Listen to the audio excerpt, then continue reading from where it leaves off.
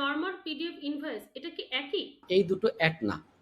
PDF invoice digital copy, এটা ঠিক আছে, এটা ম্যানুয়ালি হাতে লেখা হয় না। কিন্তু ডিজিটাল ইনভয়েস হলেই যে সেটা ই ইনভয়েস হবে সেটা কিন্তু না। ই ইনভয়েস স্ট্রাকচার ইলেকট্রনিক ফরম্যাট থাকে আলাদা। এটা তৈরি হয় যা সিস্টেম টু সিস্টেম ভেরিফাই করা যায়।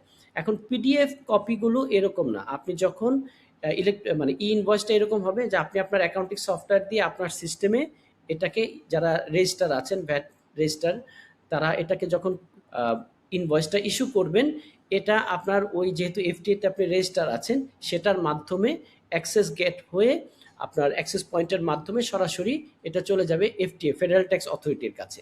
এখন আপনি যদি, এটি টেকনিক্যাল শব্দ, এটা ফেডারেল ট্যাক্স অথরিটির কাছে কোন ফরম্যাটে যাবে, এটা যারা অ্যাক্সেস পয়েন্টের সুবিধাগুলো তৈরি করবেন, অ্যাকাউন্টিং সফটওয়্যার যারা ব্যবহার করেন, তারা জানে যে এই কোন ফরম্যাটে এটা এফটি এর কাছে পাঠাতে হবে। আপনি উদ্যোক্তা হিসেবে বা আমি একজন ট্যাক্স কনসালটেন্ট হিসেবে এইটুক জেনে রাখতে হবে যে আমাকে অ্যাকাউন্টিং সফটওয়্যারের মাধ্যমে, অনলাইনের মাধ্যমে ইমিডিয়েটলি রিয়েল টাইম আমার এই ইনভয়েসটাকে ইস্যু করতে হবে, কোন প্রসেসে করতে হবে সেই প্রসেসটাকে মেনটেন করে ফেলতে হবে।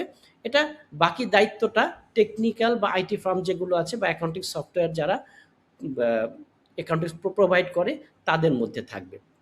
বাট আপনি উদ্যোক্তা হিসেবে আপনার দায়িত্ব থাকবে এটা অবশ্যই ই ইনভয়েসিংয়ের জন্য আলাদাভাবে রেজিস্ট্রেশন করতে হবে। সেই রেজিস্ট্রেশনটা যেন আপনার হয়ে যায়।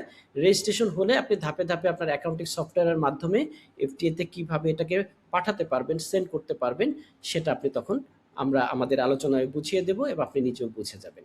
বাট এই প্রশ্নের উত্তর হচ্ছে যে পিডিএফ ইনভয়েস ডিজিটাল কপি হলেও এটা ই ইনভয়েস না। ইনভয়েসের জন্য আরও কিছু প্রসেস বা আপনাকে ধাপে ধাপে যে প্রসেস ফ্লোটাকে মেনটেন করতে হবে।